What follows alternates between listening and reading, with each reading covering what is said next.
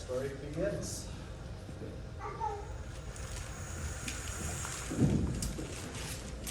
My name is Anne Shirley. I was born in Bolingbroke, Nova Scotia. My father's name was Walter Shirley. He was a teacher at the Bolingbroke High School. My mother's name was Bertha Shirley. She was a teacher at the high school too, but when she married my father, she gave up teaching. They went to live in a weeny-teeny yellow house in Bolingbroke. I was born in that house. There is Mrs. Thomas, a neighbor lady who helped with my birth. Oh my, this is the homeliest baby I ever seen. I think she's absolutely beautiful. I'm so glad she was satisfied with me. I'd feel so sad if I thought I was a disappointment to her, because she didn't live long after that, you see. She died of fever when I was 3 months old. I sometimes wish she lived long enough for me to remember calling her mother. I think it would be so sweet to be able to say, "Mother, don't you?" And father, he died 4 days afterwards, from fever too. That left me an orphan. And I never expected to become a mother. I guess I never really was your mother. Not in the traditional sense anyway. You didn't even call me mother, just Marilla. And that's fine by me. The funny thing is, when I asked Mrs. Spencer to bring us a child from the orphanage, I asked her very specifically to bring us a boy. Someone to help my brother Matthew on the farm. A young workman, nothing more.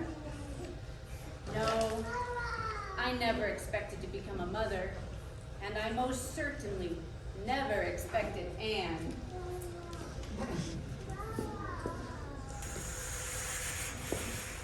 We've all heard the saying that you can't choose your family. And most of the time, that's true. Anne Shirley certainly never asked to be an orphan. And Marilla Cuthbert never asked to be a mother. But sometimes, even the choices that we don't make turn out to be the right ones. Here is an adapted story of our beloved Anne of Green Gables through the years, focusing on the theme of motherhood, dedicated to Mary, the Mother of God.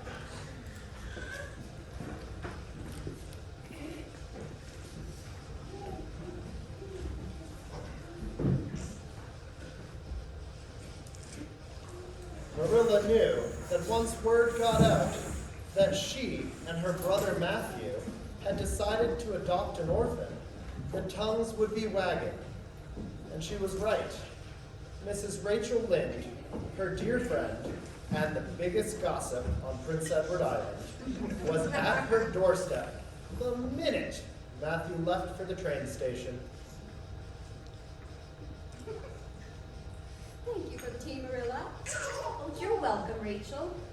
This is a real fine evening, isn't it? And how are all your folks today? Oh, we're all pretty well, I suppose. I was kind of afraid you weren't, though. When I saw your brother driving down the lane this morning, I thought maybe he was going to the doctor's. No, I'm quite well, thank you. Although I had a bad headache yesterday. No, Matthew was going to Bright River. We're getting a little boy from the orphanage over in Hopetown, and he's coming on the train tonight. Are you Ernst, Marilla? Yes, of course. A boy. Matthew and Marilla to a doctor. Adopting a boy. Well, the world is certainly turning upside down tonight. What on earth set a notion into your head? Well, we've been thinking about it for some time. All winter, in fact. Mrs. Alexander Spencer was up here one day before Christmas, and she told us that she was going to get a little girl from the orphanage.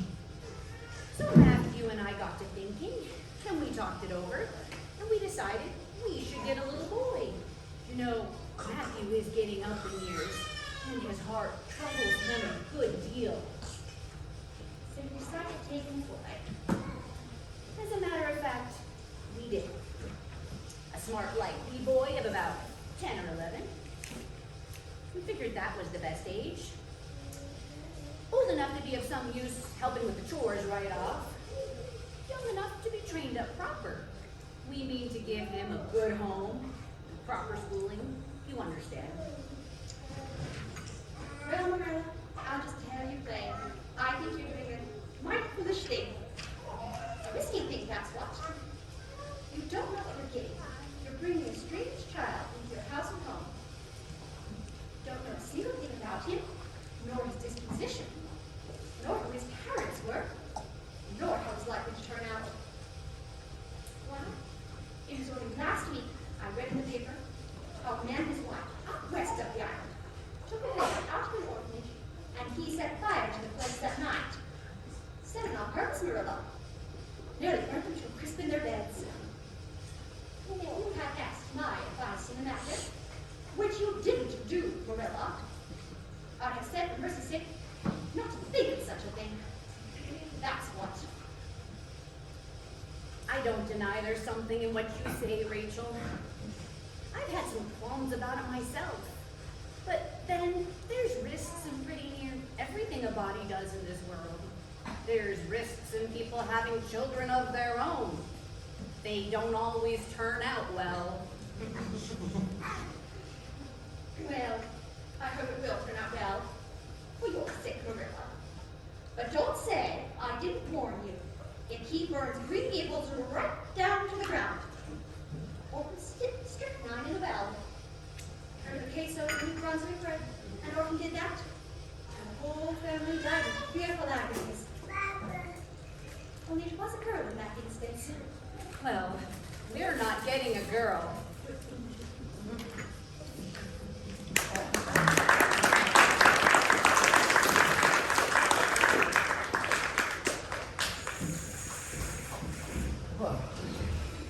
So the story begins.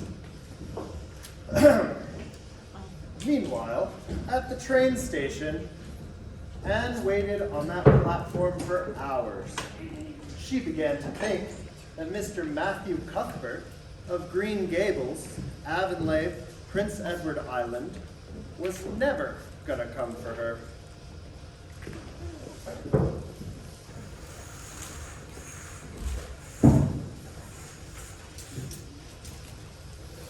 I'll just walk down the train tracks to that big wild cherry tree at the bend and climb right up. I'll stay there all night in this beautiful wild cherry tree, all white with blue and moonshine. What a perfectly lovely thought.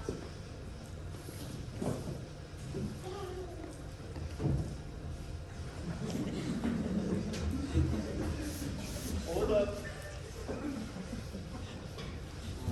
Went too far, girl. Back up. Good.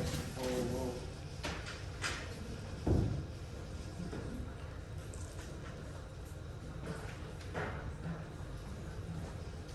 Are you? No, you couldn't be. Yes, it's me.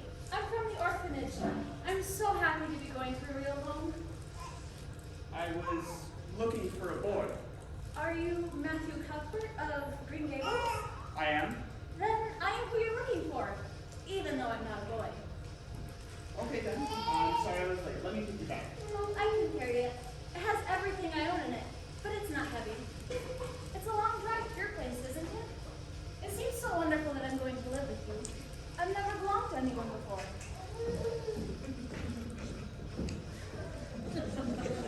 Would you rather I didn't talk?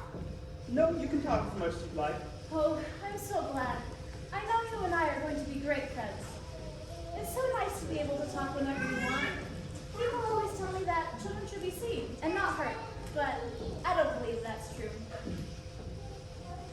What color do you call this? It's red, ain't it? Yes, it's red. I don't mind being skinny and full of freckles, but I hate my red hair. I wish it was black. I don't mind it.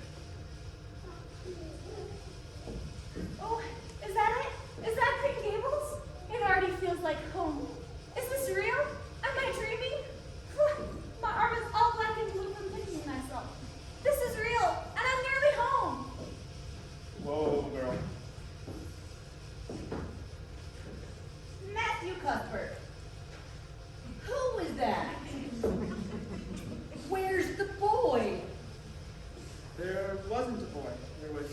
just her. What do you mean there wasn't a boy? There must have been a boy. We asked Mrs. Spencer to bring us a boy.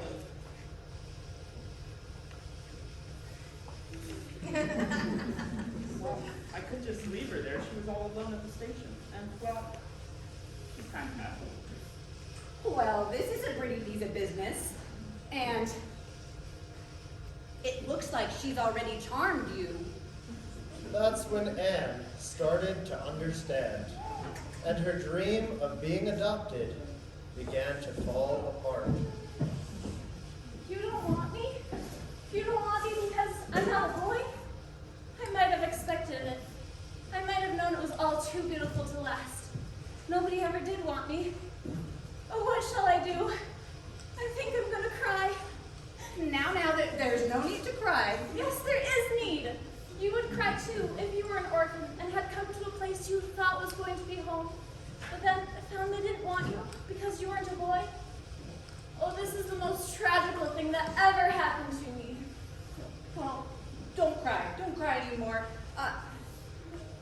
We're not going to turn you out of doors tonight. You'll have to stay until we investigate this affair. Well, what's your name? Would you please call me Cordelia? Call you Cornelia? Is that your name? It's not exactly my name, but I would love to be called Cordelia. Such a perfectly elegant name. If Cordelia is not your name, what is? Anne Shirley. But please, oh please do call me Cordelia. It can't matter much what you call me if I'm only going to be here a little while, can it? And Anne is such an unromantic name. Unromantic? Fiddlesticks. Anne is a perfectly good, plain, sensible name. You've no need to be ashamed of it. Oh, I'm not ashamed of it. I only like Cordelia better. I've always imagined my name was Cordelia. At least, I always have lately. I used to imagine it was Geraldine, but I like Cordelia better now. But if you must call me Anne, please call me Anne spelled with an E. What difference does it make how it's spelled? How makes such a difference? All the difference in the world. When you hear a name pronounced, can't you see it in your mind, just as if it was printed out? I can. And A-N-N looks dreadful. But A-N-N-E looks so distinguished. If only you call me Anne spelled with an E, I will try to reconcile myself to not being called Cordelia. Very well then. Anne, spelled with an E. Can you tell me how this mistake came to be made? Were there no boys in the asylum? There was an abundance of them. But Mrs. Spencer said distinctly that you wanted a girl of 11 years old. And the matron thought I would do. You don't know how delighted I was. I couldn't sleep all last night for joy. Did Mrs. Spencer bring anybody over besides you? She brought Lily Jones for herself. Lily is 5 years old, and she's very beautiful. She has nut brown hair.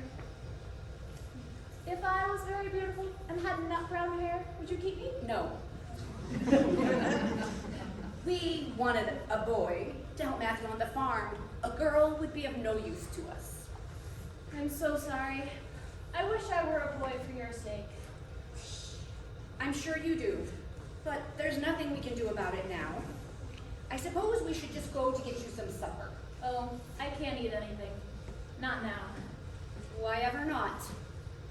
I'm in the depths of despair. Can you eat anything when you're in the depths of despair? I've never been in the depths of despair, so I can't say. Weren't you? No, I wasn't. Well, did you ever try to imagine you were in the depths of despair? No, I didn't. Then I don't think you can know what it's like. It's a very uncomfortable feeling indeed. When you try to eat, a lump comes right up to your throat, so you can't swallow anything. Matthew! Not even if it was a chocolate caramel. I had a chocolate caramel once, 2 years ago, and it was simply delicious. I've often dreamed since that I had a lot of chocolate caramels, but I always woke up just as I was about to eat them.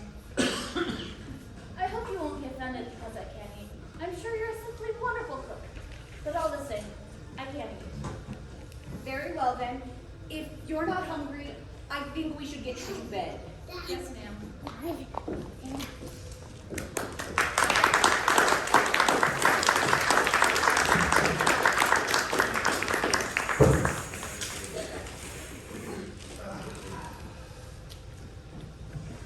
The next day, Marilla and Anne went to go visit Mrs. Spencer, the lady who sent her Anne instead of a boy. They were looking to learn, how did this mishap come to be?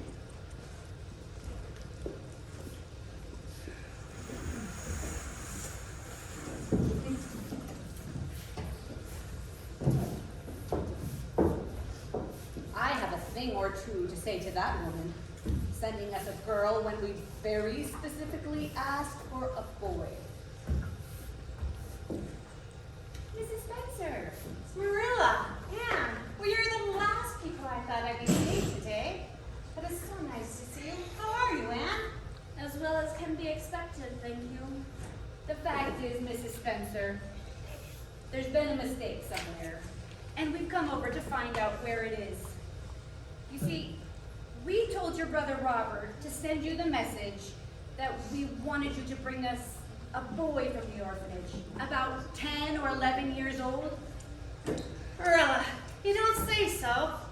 Well, it was Robert who gave word to his daughter Nancy to tell and inform me that you had wanted a girl. Oh, I'm so dreadful sorry, Marilla. It was our own fault. We should have come to you ourselves and not let such an important message be passed along by word. Anyhow, the mistake has been made. So, can we send the child back to the orphanage? I suppose so. But, you know, I don't think that's going to be necessary. See, Mrs. Peter Blewett came and visited me yesterday, and she told me that she had wanted a little girl, you know, to help her out with the family. And looky here, look who's coming down that lane this very blessed minute. It's Providency. Providential. Providential. Good morning, Mrs. Spencer. Good morning, Mrs. Blewett. Good morning, Mrs. Blewett. Well, we were just talking about you. And anyway, there's been a little bit of a mistake, or a big mistake. See, Marilla and Matthew had wanted, I was informed that they had wanted a little girl. But it was a boy that they had wanted. And so, if you were of the same mind as you were of yesterday, I think this one would just do you perfect. How old are you? And what's your name? Anne Shirley, and I'm 11 years old. You don't look as if there is much to you, but you're wiry, and I don't know, but the wiry ones are the best after all. Well, if I take you, you'll have to be a good girl, you know, good and smart, and respectful, and I'll expect you to earn your keep, make no mistake about that. Yes, I suppose that I can take her off your hands. We can see just how much work she'll stand. The baby's awful pettish, there's ne'er a moment's quiet. Her workload will be everything but bland. She can sweep and she can mop, she can feed the pigs their slop. Every minute of her's used, you understand. She must bite her tongue when lectured. Mr. Blewett has a temper, but some days you just can't avoid his hand.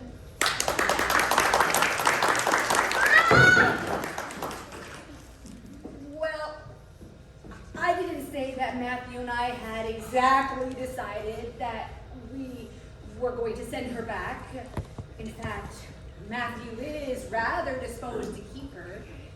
I think that I'll take her back with me this evening and talk it over with Matthew. And if we decide that we won't keep her, then I'll send her over to you tomorrow night. And if I don't send her over to you, you may know that We have decided to keep her. Will that do, Mrs. Blewett? I suppose it'll have to.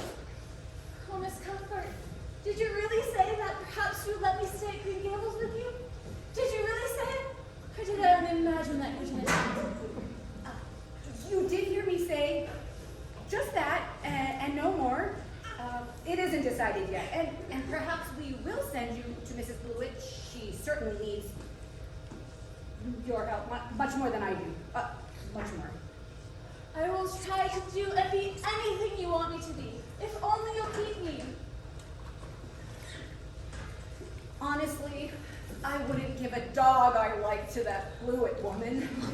I'm allowed to stay at Green Gables.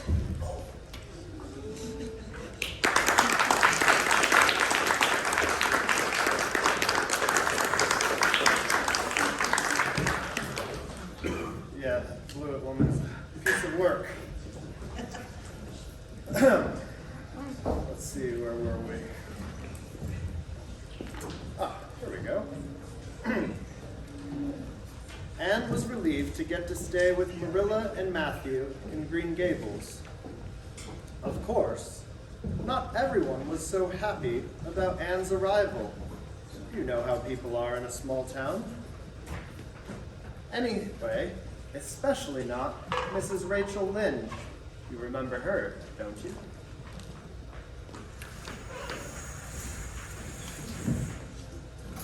I've heard some surprising things about you and Matthew, Marilla. I don't suppose you're any more surprised than I am myself, although I am getting over my surprise now. It's too bad there was such a mistake. Couldn't you have sent her back? I suppose we could have, but we decided not to. I must say I rather liked her. Although I admit she has her faults. The house is a different place already. She's a real bright little thing. It's a great responsibility you've taken on yourself, Marilla. Especially as you've never had any experience with children. You don't know much about her or her real disposition, I suppose. There's no telling how a child like that will turn out. But I don't need to discourage you, I'm sure, Marilla.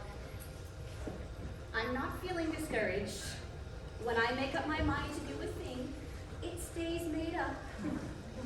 Well, I suppose you'd like to see her. I'll call her in. Anne! Anne, come here, please. Here I am, Marilla. And there's someone I'd like you to meet. Anne Shirley, Mrs. Rachel Lynde. How do you do?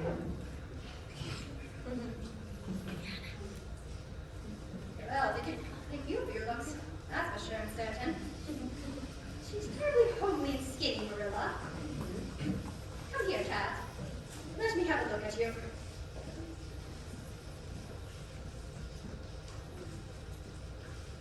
Awful, huh? I didn't ever see such freckles. And hair as red as carrots. Oh, how dare you! How dare you call me skinny and ugly? How dare you call me freckled and redheaded? You are rude, impolite, unfeeling woman, and I hate you! Anne! How would you like to have such things said about you? How would you like to be told that you are fat and clumsy? You probably had a spark of imagination in you. I don't care if I hurt your feelings by saying so. I hope I hurt them.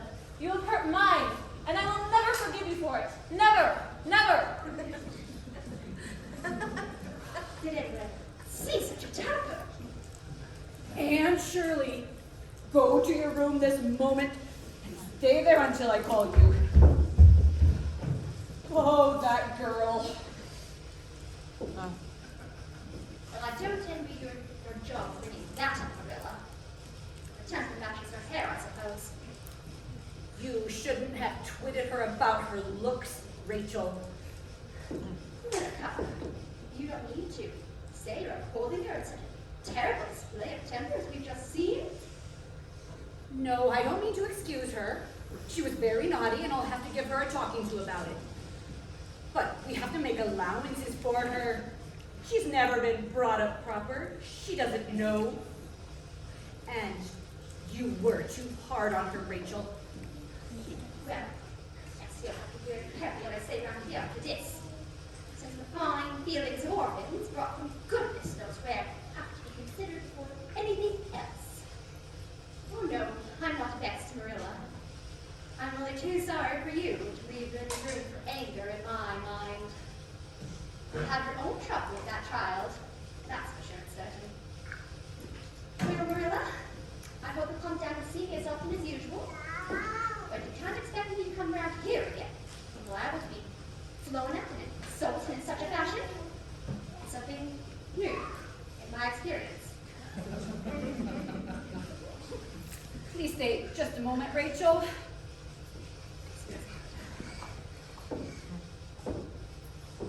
And Shirley, come here this moment.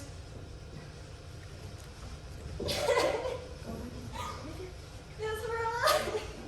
Stop that blubbering and listen to me. That was certainly a terrible way for you to behave, and you should be ashamed of yourself. She hasn't any right to call me ugly and redheaded. I don't say that Mrs. Lynde was exactly right in what she said to you. Rachel is too outspoken, but you were very rude and saucy, and she's an elderly person, my visitor, and a stranger. All three very good reasons why you should have been respectful to her. Now, Anne, you will have to go to her, and you will have to apologize for your bad temper and ask her to forgive you. Yes, ma'am. Oh, Mrs. Lynde, I'm so extremely sorry. I could never express all my sorrow. No, not if I use the whole dictionary. You must just imagine it. I behaved terribly to you, and I have disgraced my dear friend Marilla, who's let me stay at Green Gables, even though I'm not a boy. I deserve to be cast out by respectable people forever. Oh, please say you forgive me, Mrs. Lynde. If you refuse, it will be a lifelong sorrow on a poor orphan girl. You wouldn't do that, would you, Mrs. Lynde? Even if I do have a dreadful temper? Oh, please say you forgive me, Mrs. Lynde. There, child. Get up. Of course I forgive you. I suppose I was a little too hard on you. I'm such an outspoken person. You mustn't mind me, that's what. Can't be denied your hair is terrible red. But I knew a girl once whose hair was every mite as red as yours when she was young. When she grew up, it got to a real handsome auburn. I wouldn't be much surprised if yours did too. Not a mite. Oh, Mrs. Lynde, you have given me hope. I shall always feel that you are a benefactor. Oh, thank you, Mrs. Lynde.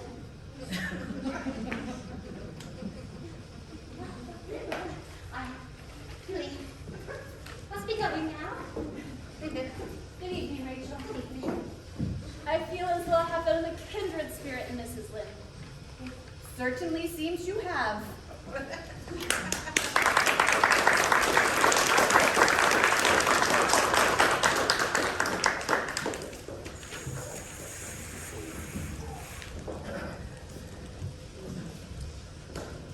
Anne's days at Green Gables passed quickly by, each one more wonderful than the last. She helped out the best that she could, even though she's a girl, and grew very attached to her new home. She was so happy at Green Gables with Matthew and Marilla. But one thing, one small, yet oh so important thing continued to bother her. Her red hair. So one day, she took it upon herself to do something about it.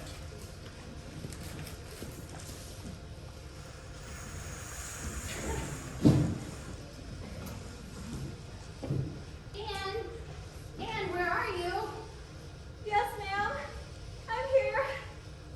Anne, what's the matter with you? Are you sick?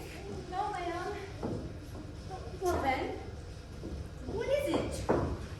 Please, Marilla, go away and don't look at me. I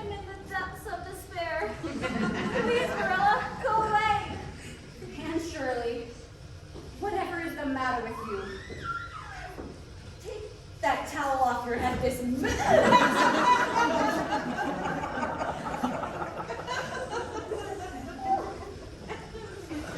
Aunt Shirley, what have you done with your hair? Why, it's green. Yes, it's green. I thought nothing could be bad as red hair, but it turns out green is 10 times worse. You little know how utterly wretched I am. I little know how you got yourself into this fix, but I mean to find out. Well then, what did you do to your hair? I dyed it. Dyed it?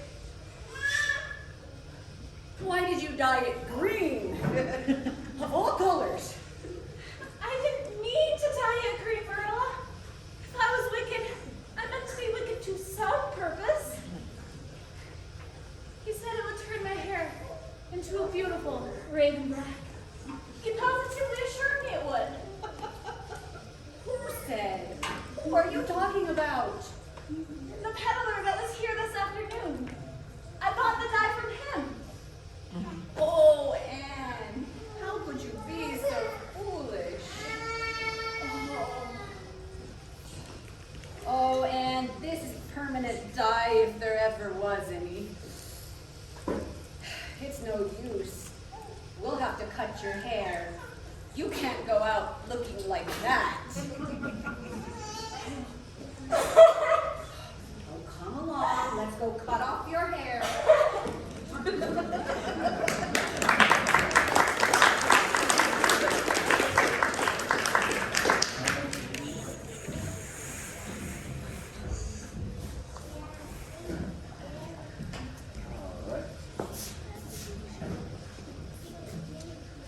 All right, we're going to fast forward through the story just a little bit. This is a good spot. So years pass, and both Matthew and Marilla grew fonder and fonder of Anne. And Anne, of course, grew very fond of them and Green Gables. Anne wasn't always so foolish. She continued to help the farm. She excelled in her studies, and she even made top marks at school. And several years later, when she was 16, she had received her teaching license from Queen's Academy. She even qualified for the Avery Scholarship, a full ride scholarship to Redmond University. But then, tragedy struck.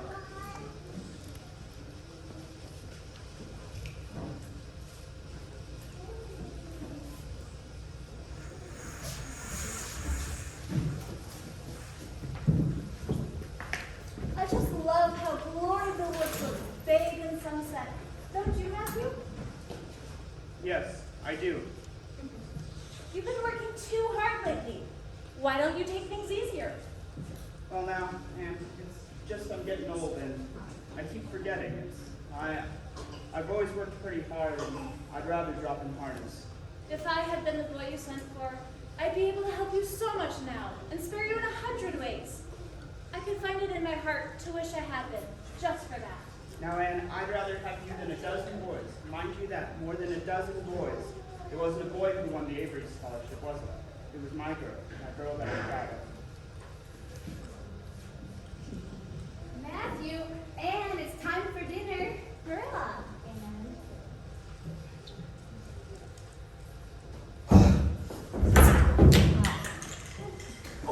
Anne, run for Mrs. Lynde, quick. He's fainted. Oh no. Matthew, no, not my brother.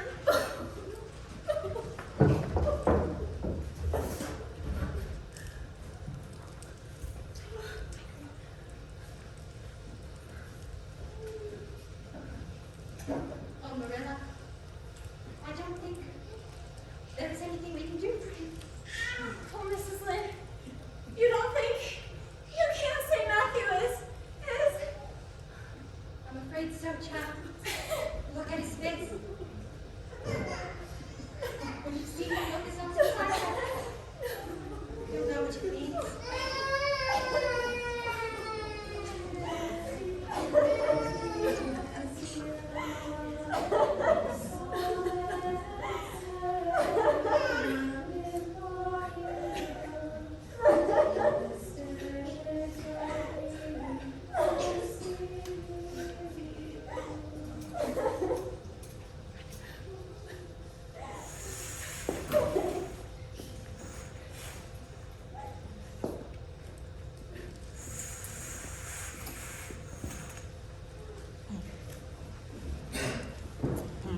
Life at Green Gables changed dramatically after Matthew died. The doctor said it was the shock when he discovered the failure of Abbey Bank, the very bank that held all of their money. They lost everything except for the farm. It was a heart attack, the doctor said.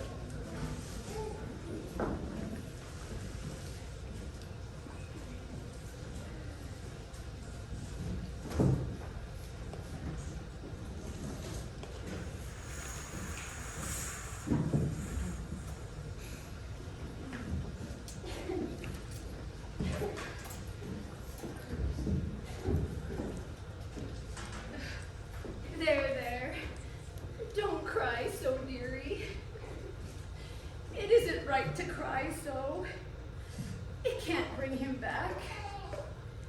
I knew I shouldn't cry like that earlier today, but I just couldn't help. Oh, Matthew's always been such a good brother to me. But God knows best. Oh, just let me cry, Marilla. The tears don't hurt me like that ache did. Stay here a while and keep your arm around me so. Oh, and we have each other. I don't know what I would have done if you weren't here, if you'd never come to Green Gables. Oh, and I know I've always been harsh and strict maybe, but don't think that I don't love you as much as Matthew did. It's always hard for me to say things from my heart, but at times like this, it's easier. And I love you as if you're my own flesh and blood. You've been my joy and my comfort ever since you've come to Green Gables. I love you too, Marilla. And this may be hard to hear, but I've decided to sell Green Gables. No, Marilla, you mustn't sell Green Gables. There's no other way, Anne. I can't live here all alone. I go crazy with work and loneliness and my eyes. You know how bad they are. If I were here alone, I know I'd lose my sight for sure. You won't have to stay here alone, though, Marilla. I'll be with you. I'm not going to college. Not going to college? What do you mean? Just what I say. I'm not going to Redmond. Oh, Marilla, you don't think that I could leave you alone in all your trouble after all you've done for me? I've been thinking and planning. Now let me tell you my plans. We'll rent the farm out next year, so you won't have to bother over that. And I'm going to teach. I've applied for the Avonlea School, but I think the trustees have already promised that position to Gilbert Bly. But I can have the school at Carmody. In warm weather, I can drive myself to Carmody and back. And in winter, I can come home on Fridays. Oh, I have it all planned out, Marilla. Oh, you blessed girl. I feel as if you've given me new life. I feel as I ought to stick it out and make you go to college. But I know that you won't, so I won't try. I'll make it up to you though, Anne. I promise. Anne thought her plan was perfect. Well, all except for the part about teaching at Carmody. Carmody is a fine school, but it was hours away from home. She would have to spend her winter away from Green Gables and Marilla. Still, she was very proud of her plan. Aunt Shirley, you must be crazy. A plan like that will kill yourself. Oh, no, I won't, Mrs. Lynn. I'll thrive on the challenge of teaching at Carmody. Teaching at Carmody? You're not going to teach at Carmody, you're going to teach right here in Avonlea. Trustees have decided to give you the school. Mrs. Lynn, why, I thought they promised it to Gilbert Blythe. Well, so they did. But as soon as Gilbert heard they could apply, he went to them and told them he withdrew his application and suggested he accept yours. They had a meeting at school and stuff. He said he was going to teach at White Sands. I must say, he was real kind and thoughtful looking. Real self-sacrificing too. For he'll have his board to pay at White Sands, and everybody knows he's got to earn his way to college. So the trustees decided to take you. I was tickled to death when Thomas came home and told me. Well, I'll see you later, dear. Okay. Goodbye, Mrs. Oh, Gilbert, what a very special thing you've done for me and Marilla.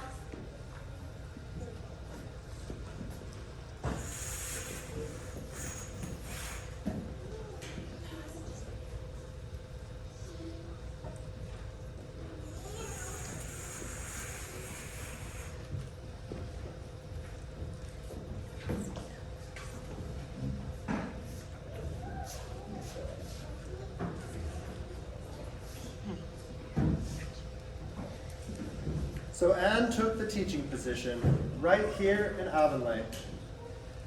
As touched as Anne was, she still didn't realize how important Gilbert would become in her life. But that's for later in our story.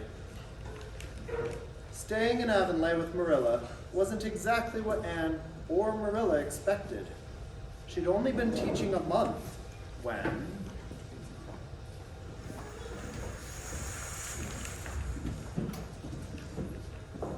What is it, Marilla? Oh, I've had word that Mary Keith is very ill. Mary Keith? My third cousin John's wife. John died several years ago. I've always kept in contact with Mary. I'm so sorry, Marilla. Those children, she has those children. I don't think she'll last long. And what's to become of them? What are the children like? How old are they? 6 past. They're twins.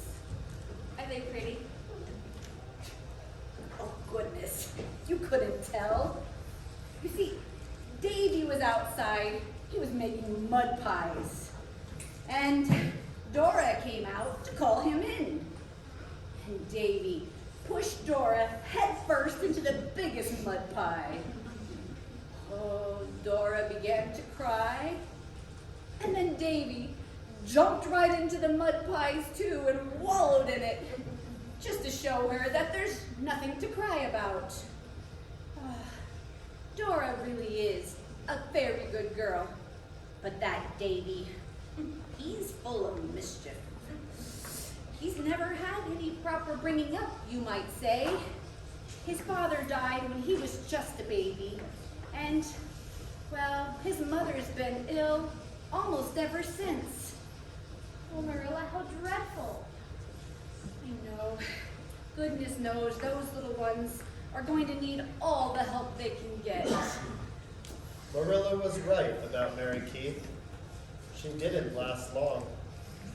Overnight, those dear little twins were all alone.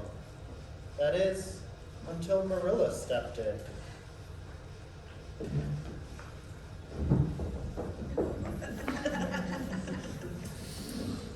I'll have to do what any decent person would do. I'll raise you children as my own. Just as you raised me. Funny, isn't it? I never expected to become a mother. And now you've become a mother to 3.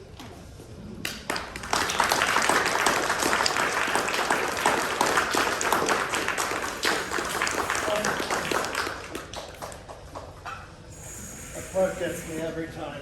Every time.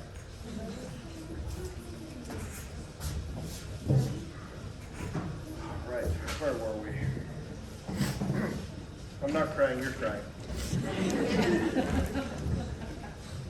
Yes, here we are. Okay. So, and yes, Anne followed through on her plan to keep up with her schoolwork from Green Gables. She even managed to work on her writing in her free time, though she didn't tell many people. But her best friend Diana, she knew everything.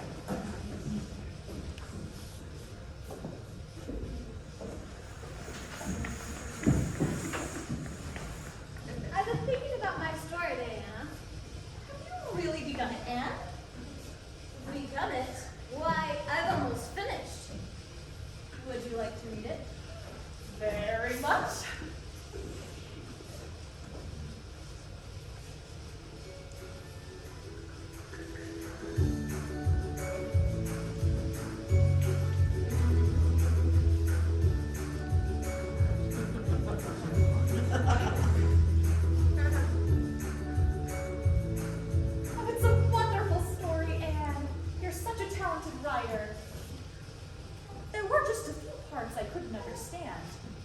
Why did you kill Maurice Lennox?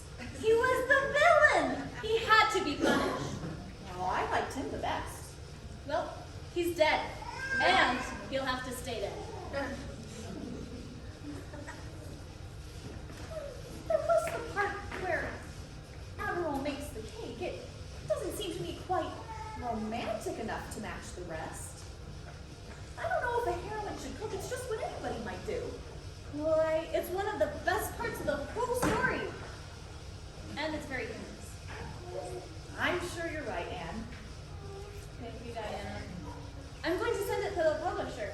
Would you like to come to the post office with me? Yes. After submitting her story to the publisher, a week of delightful dreaming of all the awards and fame followed.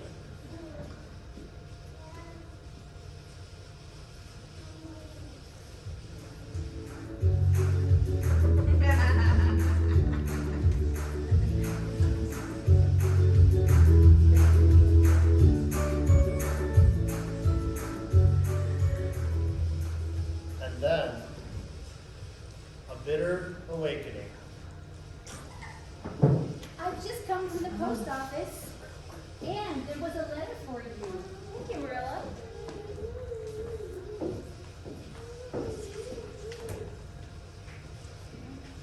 No!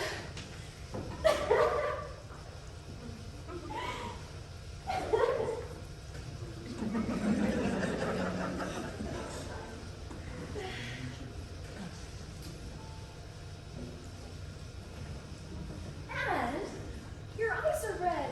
You've been crying. Did your story come back? It did. It's been rejected, Diana. Well, I don't believe that, editor. What reason do they give? No reason at all.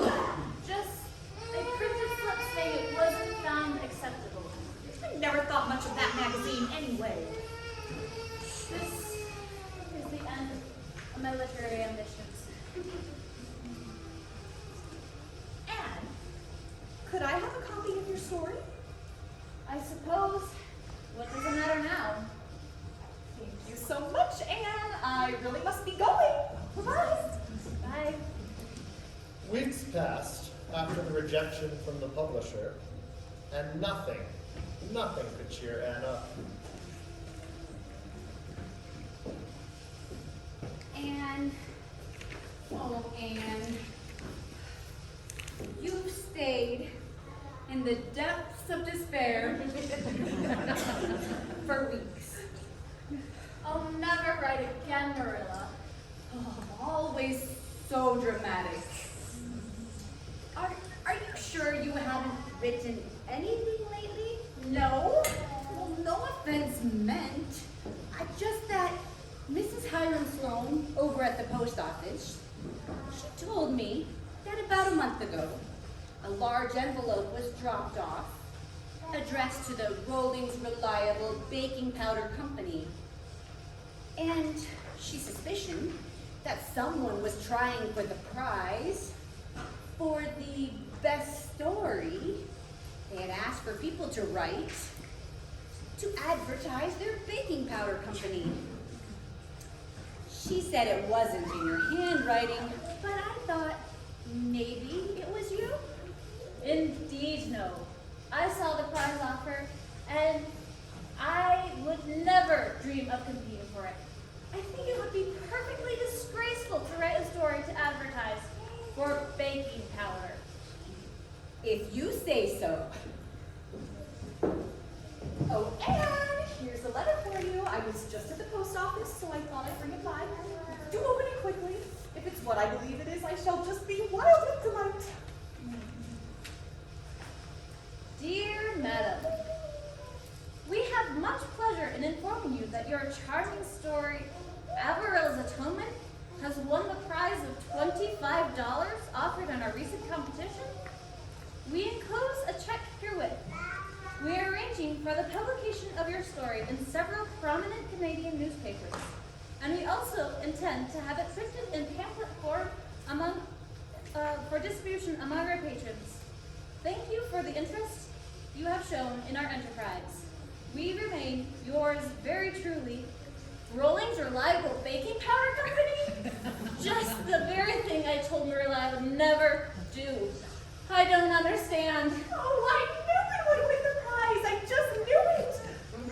I sent your story into the competition, Anne. You did? Yes, I most certainly did. Oh, Diana. Yes, I did. When I saw your story, I felt that competition a minute. And at first I thought I'd ask you to send it in, but then I was afraid you wouldn't. You had so little faith left in it. So then I decided to send in the copy you gave me and say nothing about it. And then, if it didn't win, you wouldn't feel badly over it because the stories that didn't win the competition weren't to be returned. And if it did, you'd have such a delightful surprise. I think you are the truest, sweetest friend in the world, Diana. And I assure you, I appreciate the motive of what you've done. I'd do anything for you, Anne. What are friends for?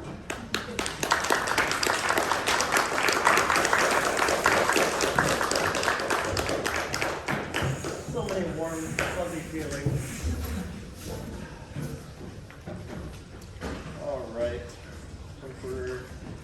For anyone who has not read the books, there's a lot of them and they're very long, so we're going to fast forward just a little bit, save you guys some time.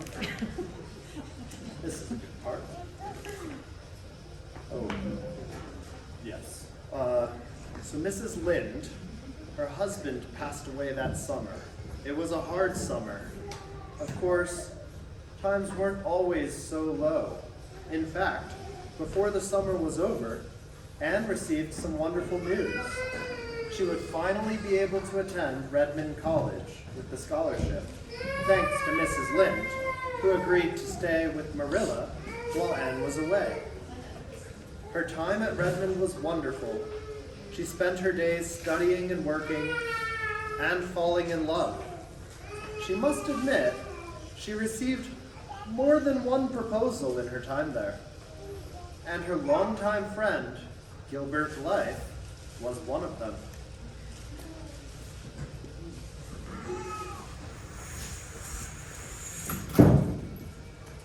You know, Anne, Yeah? I've been thinking. Well, after college and all, don't you think it'd be good? If we were married. Married? Why, no. I'm not ready to be married. I just got to college, and I'm learning a lot, and having fun. What fun is it to be married? Oh, hi, Diana. Anne! Did Gilbert just propose? Do you think he was serious? Oh, Anne! I don't understand why you would turn Gilbert down. You're such a fool, Anne Shirley.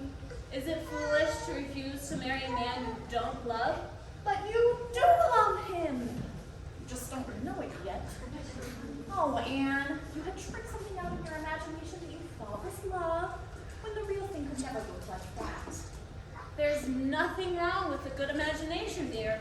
No, when it's used the right way. But your imagination has cost you Gilbert, Anne. Just imagine a world without any Gilbert in it. A world without any Gilbert in it? That would be a very lonely, forlorn place. You know, Diana, that I'm very fond of Gilbert. But love? No. I think not. Well, let's not argue. No, that's not.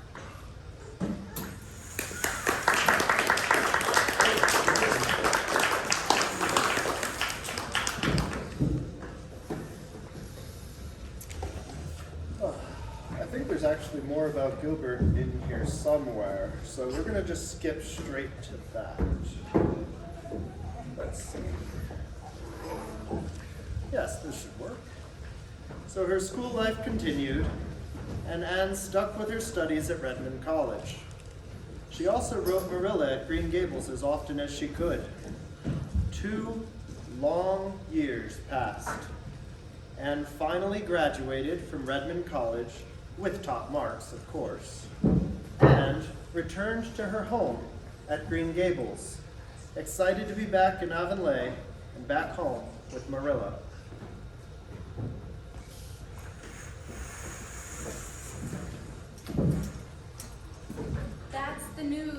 just received today about Gilbert Blythe. Thank you, Marilla. Such sad news. Anyone home? Anne. Hi, Anne. Hi, Anne. You got to come and see my huge collection of frogs and turtles. I've been collecting them all week. Look at this one here. It's little Swindy. Dora named her. Isn't she, darling? Hi, Dora. Hi, Anne. Guess what? I've grown a whole inch since you left. I'm as tall as Milty Bolter now. And I'm glad you'll have to stop crying about being bigger. Well, that is good news. Say, Anne, did you know that Gilbert Blythe is dying? I like Gilbert. Why does he have to die? Is it true? Gilbert is very ill. He took down with a typhoid fever after you left for Echo Lodge. Did you not hear of it? No. Typhoid fever, you say? Just like my parents. It was a very bad case from the start. The doctor said he'd been terribly run down. They have a trained nurse and everything's been done. Oh, don't look so dear. While there's life, there's hope. Mr. Harrison came here this evening and he said there's no hope of him. No hope. You two, go on now, stop your jabbering. Oh, don't be so discouraged, Anne. I haven't lost hope. Indeed, I haven't. He has the Blythe Constitution in his favor. There is a book of Revelation in everyone's life, as there is in the Bible. And I'm reading mine this bitter night. I love Gilbert. I have always loved him. How am I just realizing this? I can no more cast him out of my life without agony than I could cut off my right hand and cast it from me. Weeping may endure for a night, but joy cometh in the morning. Marilla, stay with me.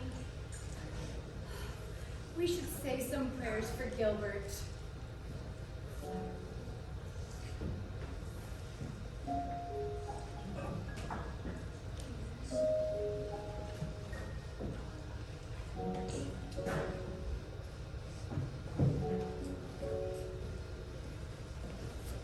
And you should try to get some rest.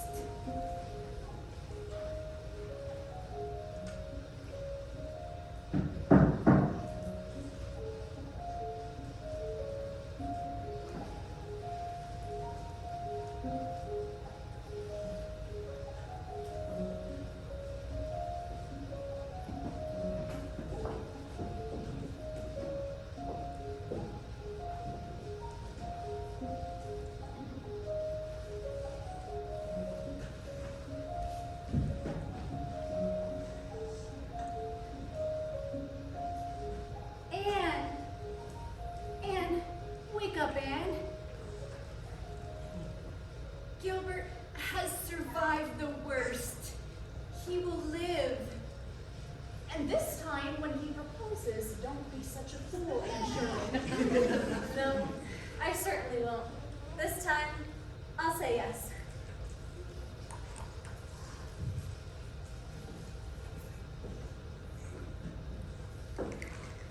Gilbert, it's Anne.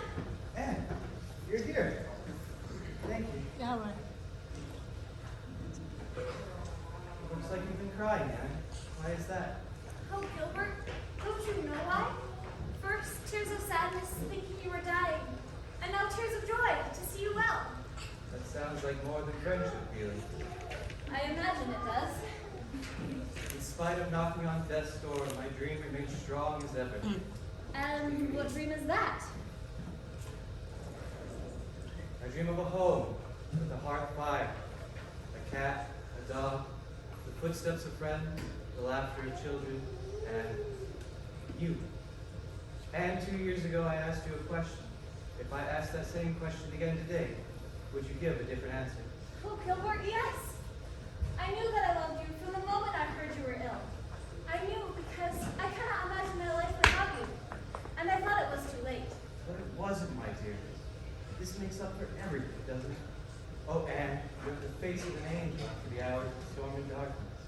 Let's resolve to keep this day sacred, the perfect beauty of all of our lives, for the gift that has given us. It is the birthday of our happiness.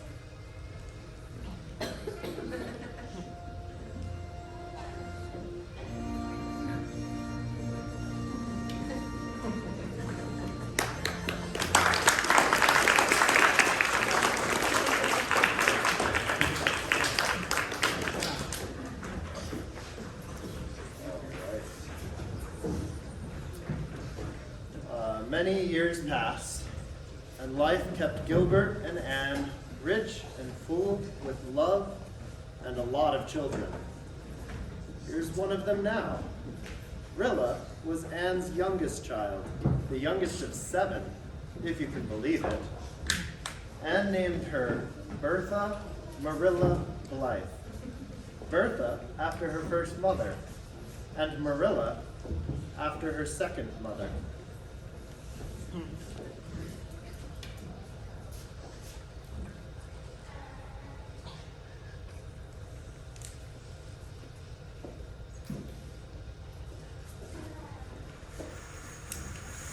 Rilla, I'll be home a little later. You be a good girl while I'm gone. Yes, Mommy. May I go with you? No, you're only 7, and it'd be too long of a journey for you. Susan, I'll be home a little later. You keep an eye on Rilla while I'm gone. Yes, ma'am. I'll have supper ready for when you and Mr. Gilbert get home. Thank you. Bye. Bye, Mama. Rilla, I'm going to bake a silver and gold cake for the orphanage social this evening, and you're going to carry it to the church in the afternoon. I will be very busy today. You see, kids get odd notions into their little heads sometimes, and somehow 7-year-old Rilla had gotten it into her head that it was a shameful and humiliating thing to be seen carrying a cake anywhere, even to church. Not too busy to help the orphans, are you? You should be grateful for the opportunity to help orphans like your mother. You mean the poor little children who have no mothers or fathers who live at Woolwich? Yes, so this is very important. I feel really sorry for them. But I really am very busy today.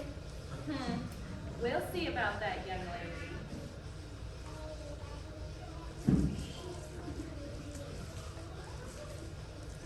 Dear God, please make it rain hard. Make it rain pitchforks. Or else, make Susan's cake burn. Burn to a crisp.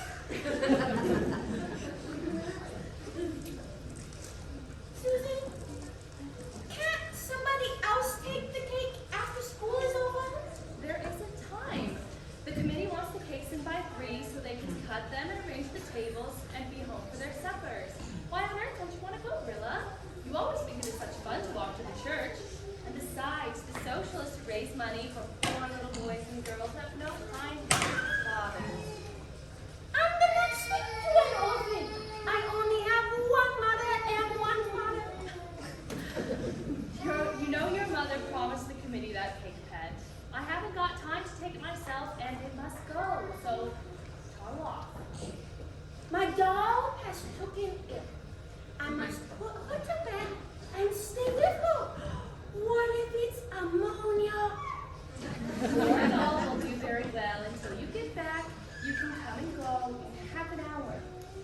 It seemed such a heartless response to little Rilla. There was no hope. She went upstairs and put on her new Sunday hat. She thought perhaps if she looked respectable, people would think that she was respectable, despite the cake that she was carrying. Let me see you. Yes, you look right and proper. Well, you be careful. On your way now.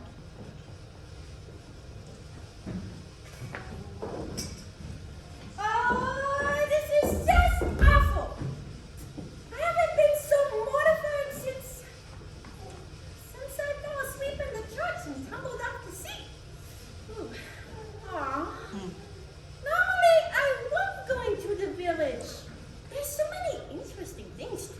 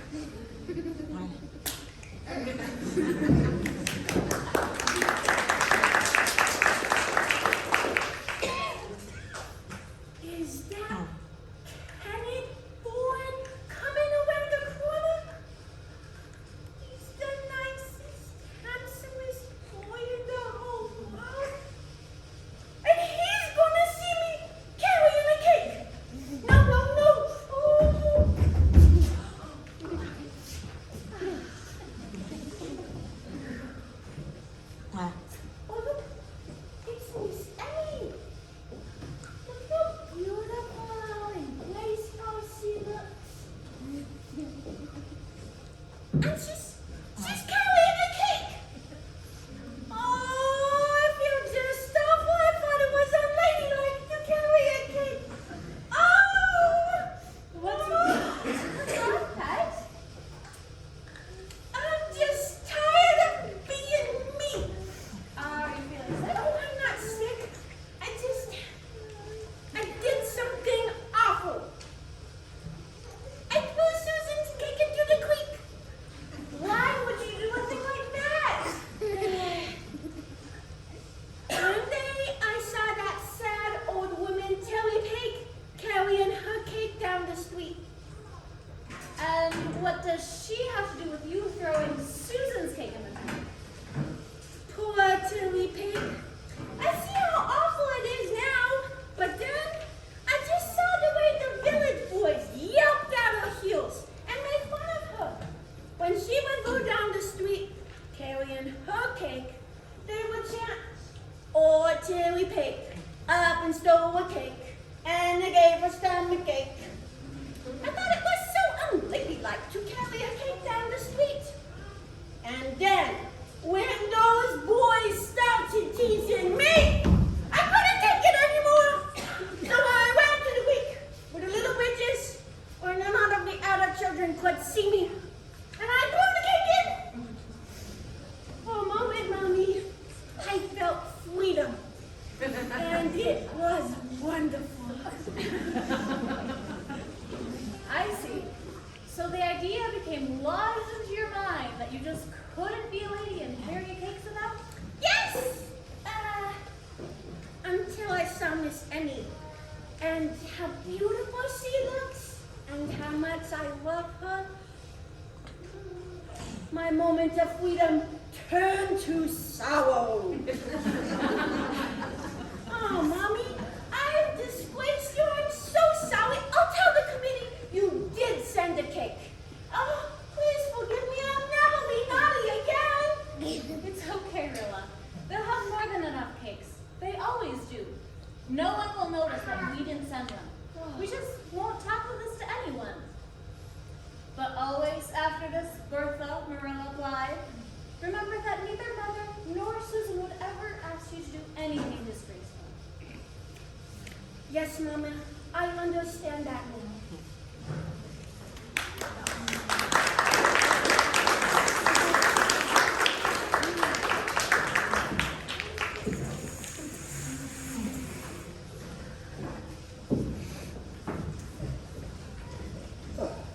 Life was sweet again, and it stayed sweet for a long, long time.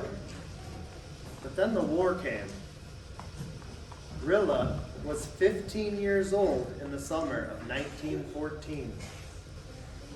Like most of her classmates, she thought that the war was exciting. She, and everyone else, thought that it would be over in only a few weeks.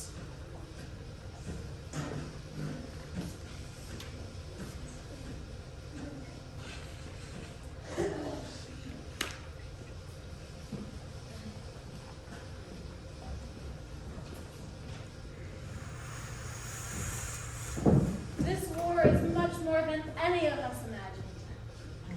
Yes, Mother, and to think that John enlisted immediately and the others soon after.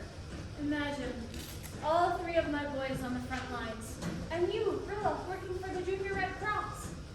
It's the least I can do. There's so much need.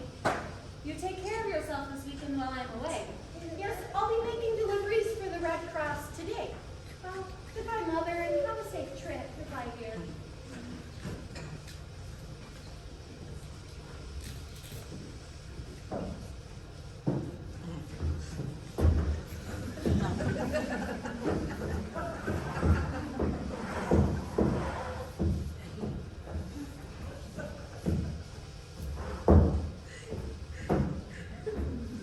Oh, Mrs.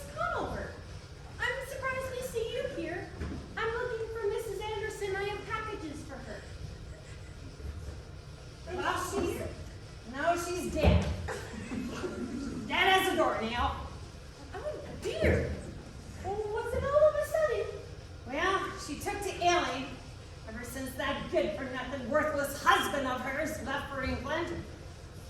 It's been a pity since he's left. And then she took to ailing, and now she's dead. Dead as a doornail. And she left a young one behind, barely 2 weeks old. Well, what's to become of the baby? Heaven knows. I'll take it home. May I? Sure, I have no objection. Well, do you want to take it? Yes. Okay, we'll take it then. Okay. Why? Hallelujah. This is a sudden, desperate, impulsive resolution, but I must do this.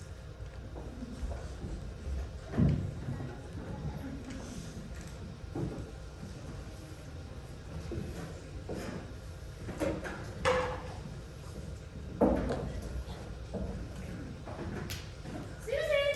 Susan! Look what I have here. Oh, I don't believe it. I had to, Susan. I couldn't just leave him with no mama or papa. Well, what are you going to do with it? Me? I thought we could keep him here till something further could be arranged.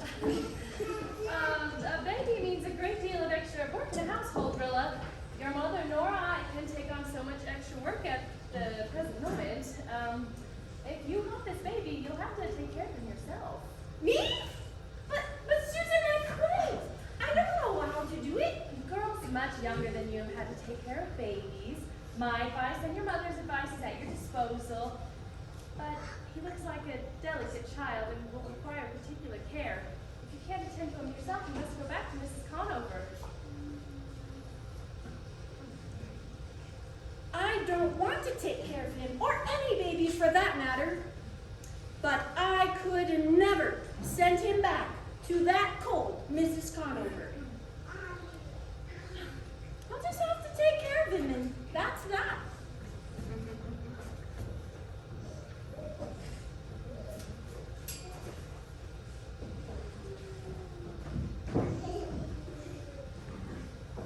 Hello, Susan. It's so nice to be home after a long weekend away. Where's Rilla? Oh, she's upstairs, putting her baby to bed. I don't understand anything you're saying, Susan. Rilla! You soon will. Yes, Mama, I'm here. We're here. What have you there? It's a long story, but your Rilla's figuring it out. And the first thing I figured out is that this little boy doesn't even have a name. I think I'll name him Jim, after his father, Jim Anderson, who's overseas fighting in the war. I have to admit, I don't like Jims very much. Rilla, don't say that about a baby. No, I don't. But I'll grow to like him. I'll figure it out. Like I said before, our advice is at your disposal, but this baby's all yours.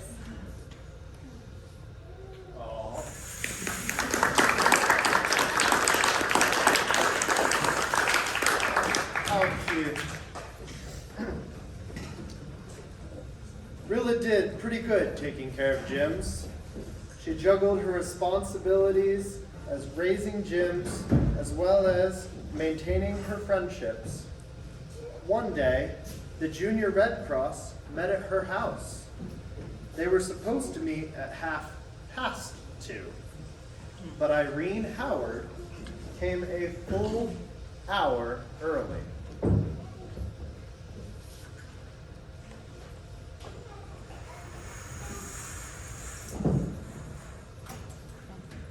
Irene Howard? She's a whole hour early. She hasn't been a bit nice to me since the other girls named me president of the Red Cross over her. Things must go smoothly. We can still be the chums that we used to be. Irene, you come in. I hope this isn't an inconvenience, Rilla dear. Oh, no inconvenience at all. Oh, how sweet. Hi, Jim.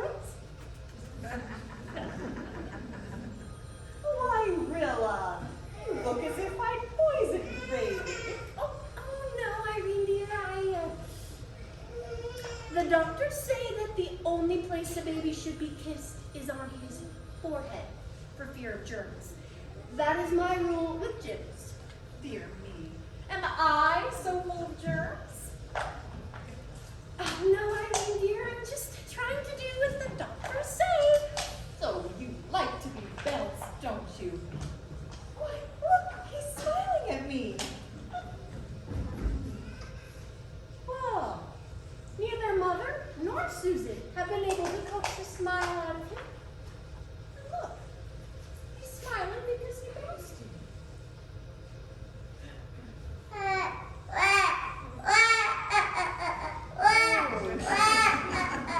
Does he often cry like that?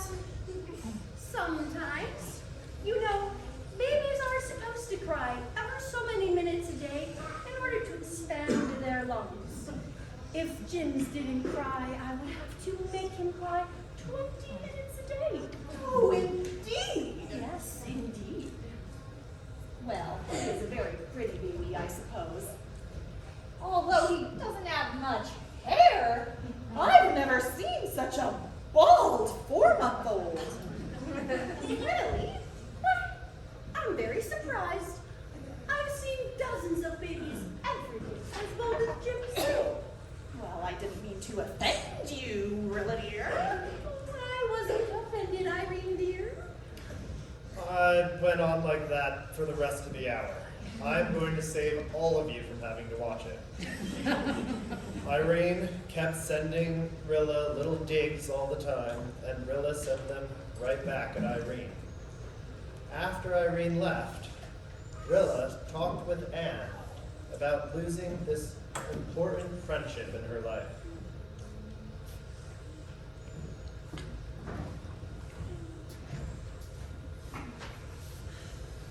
It's rather sad, really. You'd always been such good friends. Now another illusion has been stripped from my eyes. I feel as if there are no such things as real, true friendships in the entire world. Well, I really did get Jims to smile. That was a beautiful moment. And look, he's smiling now. You take such good care of him. You're becoming such a good mother. You know, I think so too. It's funny, isn't it? I didn't like Jims a bit when he came first to stay with us. And I've grown to love him very much. Although sometimes I do want to wring his sweet little neck. All children are a blessing. You take care of him. Listen, your father and I are going out to the church for a bit. I'll see you later. Oh, yes, I'd better go put Jims down for a nap. Goodbye, Mother. Goodbye.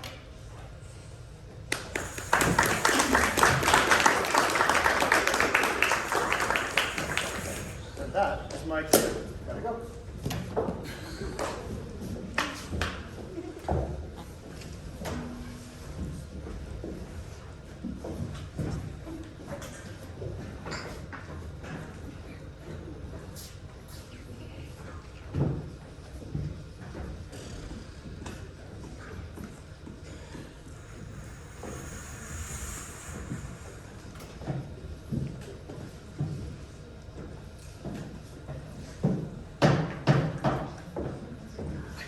Hey, Susan. Hello. Is Rilla here? She is. Rilla, you have a visitor. Oh. Hi, Ken. Hey, Rilla. I wanted to come by and see you since I'm on leave from the army and it's my last night in the valley. Oh, how sweet of you, kid. Thanks, Susan. I'm so glad you stopped by for a visit, Ken. Yeah, me too. So what's going on with you and Fred? Fred? Fred who? Fred Arnold. I hear he's been coming and seeing you a lot lately. Oh, I almost forgot about him.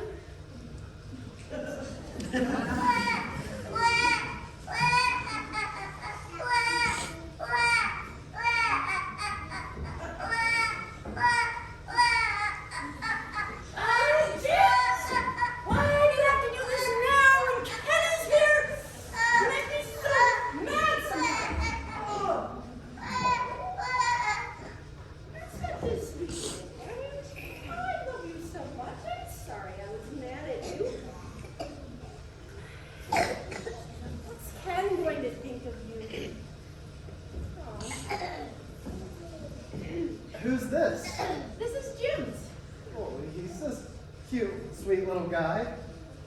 And he looks like he keeps you busy. Busy enough not to see that other guy. What? You're not upset that our night has been spoiled by this crying baby? No, not at all. It's not spoiled.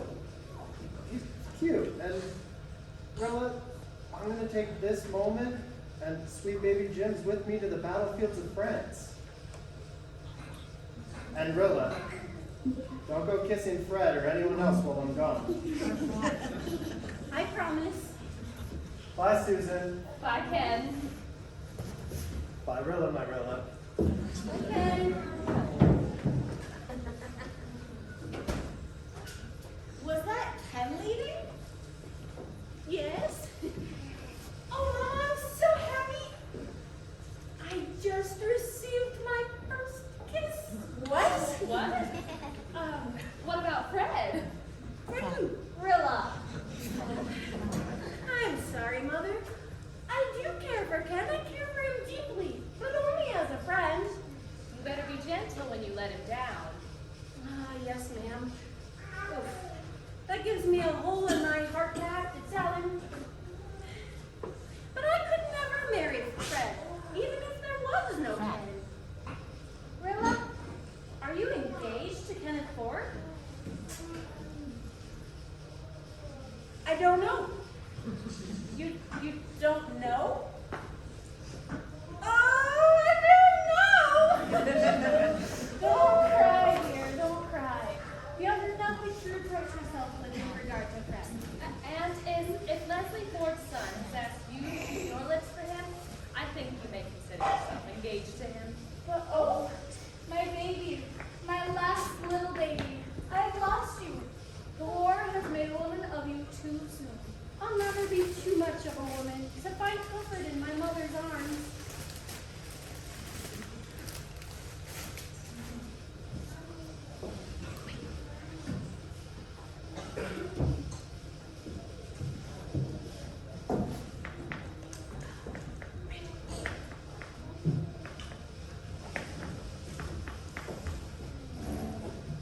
I grew up an orphan. For most of my childhood, I thought I would never have a real family. A father, a mother. But in the end, God has given me the most wonderful family anyone could ever ask for. Kind, loving friends. A father and mother who love me more than anything in the world. A husband who cherishes me, and a daughter who never tires of my hugs. So I guess it's true what they say. You can't always choose your family, but even the choices you don't make turn out to be the right ones. God's in his heaven, and all's right with the world.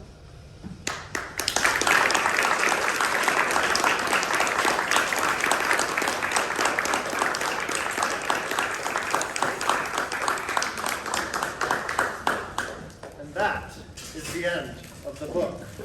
We hope you enjoyed Anne of Green Gables Through the Years, a tribute to motherhood dedicated to Mary, the Mother of God, and in honor of St. Albert the Great.